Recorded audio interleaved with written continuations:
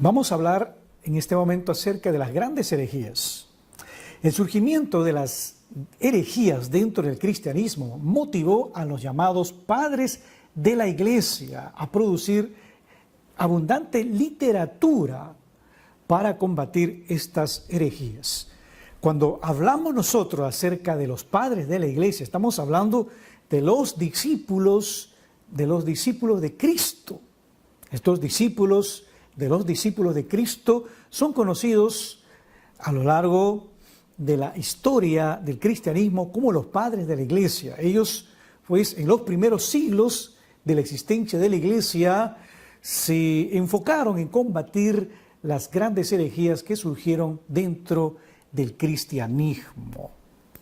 Estas herejías comenzaron a difundirse, ya inclusive estaban presentes en la época de los apóstoles.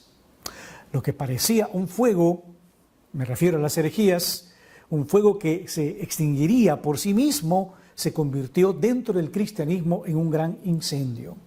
Por ejemplo, el gnosticismo duró cerca de 150 años como una llamada filosofía cristiana, confundiendo la mente de los creyentes. Esta corriente, el gnosticismo, creó división dentro del cuerpo de Cristo y favoreció la aparición de muchas sectas, entre ellas pues el marcionismo, que rechazaba por completo al Dios del Antiguo Testamento y decía que el Dios del Antiguo Testamento era diferente al Dios del Nuevo Testamento. Desafortunadamente, aquellos que se preocuparon por proteger a la Iglesia, muchos de ellos con sus propios escritos también pues cometieron el error de escribir y producir grandes herejías, lo que dio lugar a muchas creencias que aún se practican en nuestra época actual. Vamos a hablar ahora acerca del llamado gnosticismo. El gnosticismo fue una corriente filosófica que se asentó dentro de la iglesia primitiva y trató de mezclar pensamientos o ideas filosóficas, la mezcló con las doctrinas cristianas. También combinaron algunas prácticas de religiones paganas y misteriosas. Por lo tanto, al gnosticismo se le considera podríamos así decir, una religión esotérica. Ellos adoptaron la mística babilónica, egipcia, hindú y aria. Los gnósticos estaban orgullosos de su sabiduría.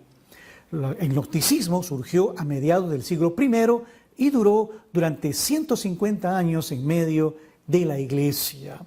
Este movimiento se dividió en varios movimientos o modelos, los llamados ofitas de Celso, los nicolaitas, los llamados arcontes, los cetitas, los llamados carpocratianos, los nacenos, también los marcionistas, los valentianos, los ebionitas y los elquesaitas. Veamos cuál era el concepto con respecto a la salvación dentro del llamado gnosticismo. El gnosticismo era un movimiento que creía que la salvación se podía obtener a través de la gnosis, o sea, a través del conocimiento, ya que el término gnosticismo proviene pues de la palabra gnosis, que significa conocimiento. Los llamados gnósticos se presentaban a sí mismos como dueños absolutos de la verdad y poseedores de un conocimiento filosófico capaz de impartir y conferir salvación a quienes eran sus iniciados. Esta doctrina, el gnosticismo, enseñaba la llamada liberación del alma, o sea, de la parte espiritual, la liberación del alma del cuerpo físico. El cuerpo físico, la parte material. Para los gnósticos, la materia era mala. La parte espiritual era la parte buena. Ellos enseñaron que había un gran conflicto entre lo material y lo inmaterial y lo espiritual. En su primera fase, los gnósticos practicaron lo que se llama el llamado ascetismo, negando al cuerpo material la satisfacción de algunos placeres, ya que para ellos la materia era mala, ¿no? Entonces negaban al cuerpo ciertas satisfacciones y placeres, incluido la llamada necesidad de comer o beber ciertos tipos de alimentos, porque según los gnósticos, según algunas variantes del gnosticismo, la comida es materia, y cuanto más materia ingiera el cuerpo, más se adhería a ella. Esta secta del gnosticismo también llegó a prohibir el matrimonio. El apóstol Pablo condenó estas prácticas llamándoles doctrina de demonios. Leamos 1 Timoteo capítulo 4, versículos del 1 al 3. Dice la Biblia: pero el Espíritu dice claramente que en los posteros tiempos algunos apostatarán de la fe, escuchando a espíritus engañadores y a doctrina de demonios. Presta atención. Por la hipocresía, dice, de mentirosos que teniendo cauterizada la conciencia, prohibirán casarse y mandarán a abstenerse de alimentos que Dios creó, para que con acción de gracias participasen de ellos los creyentes, los que habían conocido la verdad.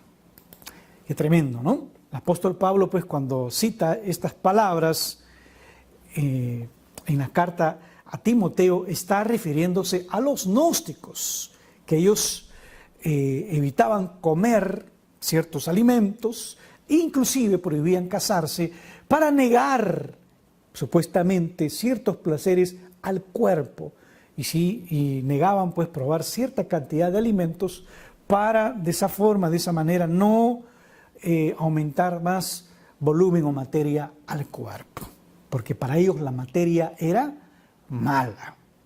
Los sacrificios del cuerpo, según el gnosticismo, tenían como objetivo purificarlo y fortalecer el espíritu, según el gnosticismo, porque según el gnosticismo el espíritu era lo que realmente importaba. En su segunda fase, el llamado gnosticismo revirtió la práctica del llamado ascetismo a través del libertinaje. Ahora bien, si lo que realmente valía era lo espiritual, ¿por qué les importaba tanto lo material? En esta nueva etapa, los gnósticos cayeron en el llamado antimonismo. La palabra anti significa en contra o contrario. Nomos significa reglas, es decir, adoptaron una vida sin reglas, sin ley. El apóstol Juan refutó tales enseñanzas de los gnósticos en cuanto a libertinaje. Leamos 1 de Juan, capítulo 2, versículo 29. Dice la Biblia: si sabéis que Él es justo, sabed también que todo el que hace justicia es nacido de Él. El Nuevo Testamento presenta un mensaje completamente opuesto a la llamada posición del gnosticismo. Dentro del llamado gnosticismo también existía una llamada diferencia de clases. Los hombres se dividieron en tres grupos diferentes: los llamados ílicos, que son los materialistas; los llamados psíquicos, o también llamados semi-espirituales; y los neumáticos. La palabra neuma significa espíritu en griego. Los neumáticos, o sea, los espirituales.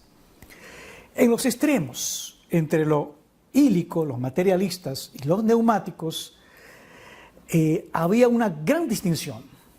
Los espirituales eran hombres con gran conocimiento, por lo que lograron gran revelación. Entre ellos, pues, formaron una élite. Los materialistas, incapaces de lograr la revelación porque carecían de conocimiento, nunca podrían obtener ningún tipo, según los gnósticos, ningún tipo de esperanza de salvación. Estos fueron llamados como vulgares, en cierto modo.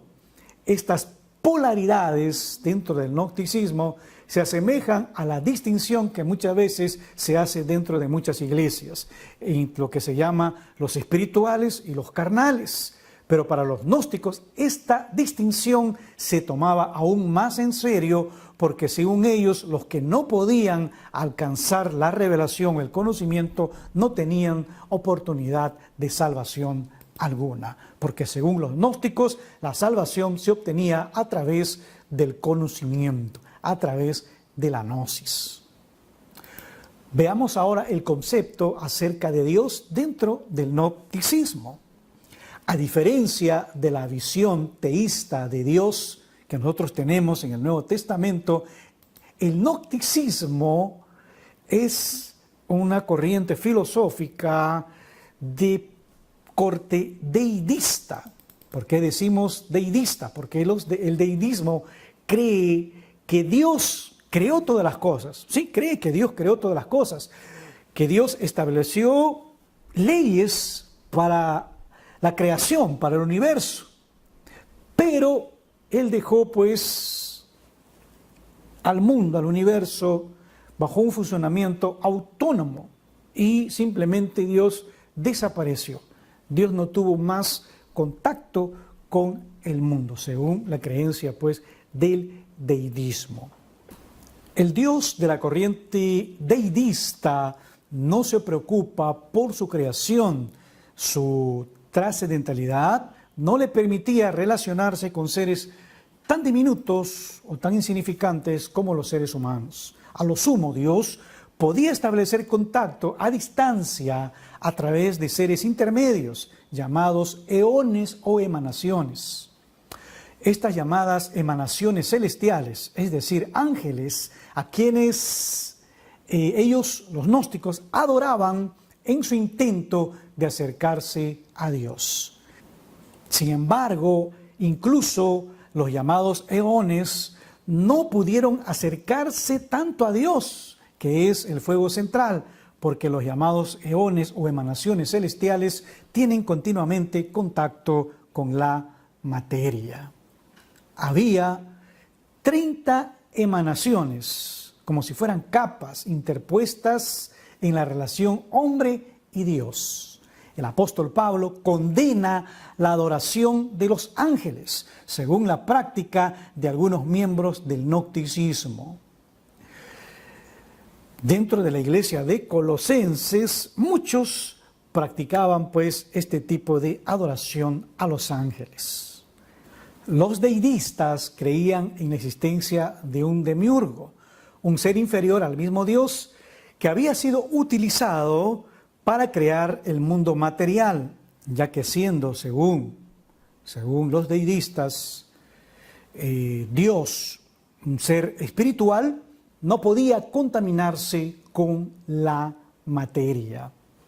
Por otro lado, había también un pleroma, es decir, una manifestación total de Dios en las regiones celestiales. Estos llamados pleromas serían partículas de naturaleza divina. Veamos cómo dentro del cristianismo se introduce la filosofía griega. En este caso vamos a ver cómo Agustín de Hipona introduce el pensamiento de Platón dentro del cristianismo. Agustín de Hipona es el padre de la predestinación.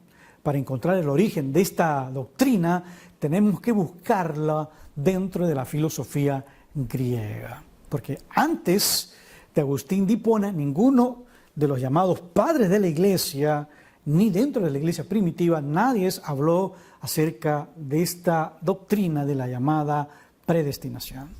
Así como Tomás de Aquino cristianizó a Aristóteles, Agustín de Hipona cristianizó a Platón. Platón, por ejemplo, creía en la existencia de dos mundos, el llamado mundo de las ideas, que es el llamado mundo espiritual, y el mundo material. Según Platón, el mundo espiritual, el mundo de las ideas, era un mundo perfecto.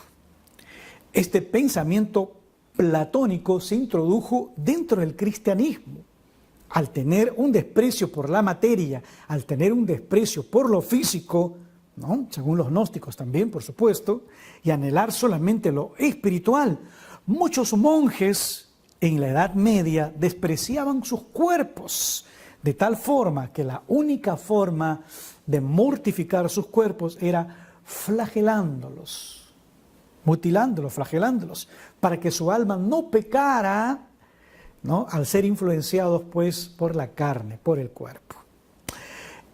Esta influencia, este pensamiento de que la materia es mala, ¿no?, se introdujo a través de Agustín de Hipona en la Edad Media dentro del cristianismo católico, ¿no? Se arraigó fuertemente dentro de la Iglesia católica. Para Platón, quien escribió su libro, la llamada República, el hombre se componía de dos partes, de una idea, el aldos, y de un demonio llamado demiurgo. El demiurgo bajaba una idea, ¿no?, un alma, una idea, y la ponía dentro de un cuerpo imperfecto. Ese era el concepto de hombre para Platón. Según Platón, cuando un hombre moría, esa idea, ¿no?, esa alma, regresaba de nuevo al llamado mundo de las ideas. O sea, el hombre estaba predestinado, ¿no?, según Platón, a regresar de donde vino. Mientras la idea estaba dentro del llamado cuerpo imperfecto, comenzaba a redescubrir lo que ya sabía antes de haber sido introducido dentro del cuerpo. Platón lo llama a este proceso reminiscencia. Agustín de Hipona decía: el alma tiene que volver a Dios, de donde había salido el hombre. Por lo tanto, el hombre estaba predestinado a volver a Dios. A estos predestinados que volvían a Dios, Agustín de Hipona los llamó los electos, ¿no? Los electos, que es un concepto que se usa mucho dentro del llamado calvinismo. Dentro del concepto acerca de Dios que tenían los gnósticos, existían, según los gnósticos, los llamados histeremas, es decir, emanaciones inferiores de naturaleza terrenal. El Dios Altísimo sería responsable de la creación del demiurgo, pero no de la creación de este mundo y del caos, según el gnosticismo. Veamos el concepto de Jesucristo dentro del gnosticismo. Para los gnósticos, Jesús era solo una de las emanaciones angelicales. El hecho de que tuviera contacto con la humanidad mostraba que Jesús, según los gnósticos, no era un eón muy elevado. El apóstol Pablo, en el libro de los Efesios, nos muestra categóricamente que Jesús está por encima de todas las órdenes angelicales. Efesios capítulo 1, versículo 21 dice: sobre todo principado y autoridad y poder, señorío, y sobre todo nombre que se nombra, no solo en este siglo, sino también en el venidero. Nos dice y nos habla pues la palabra de Dios que Jesús está por encima de todos. Los gnósticos negaron que Jesús se hubiese encarnado. Según los gnósticos, si Dios hubiese enviado al Verbo para encarnar, se había creado otro problema, ya que estaría involucrado con la materia, porque según los gnósticos, la materia es mala. La creación misma era algo que no había funcionado. Después del todo, el hombre pecó, según el gnosticismo. Cierto sistema gnóstico creía pues que el demiurgo se convirtió en Cristo y se manifestó en Jesús en el bautismo, pero lo abandonó en el momento de la cruz. Esta conclusión se basa en dos hechos distintos: en el bautismo, en que el Espíritu Santo descendió sobre Cristo en el agua, y también en la cruz, cuando Jesús se queja: Dios mío, ¿por qué me has abandonado? ¿Por qué me has desamparado? Según Mateo capítulo 27, versículo 46. También apareció dentro del gnosticismo una corriente llamada docetismo, del griego dokeos, que significa apariencia. El docetismo enseñó que Jesús era solo una apariencia humana.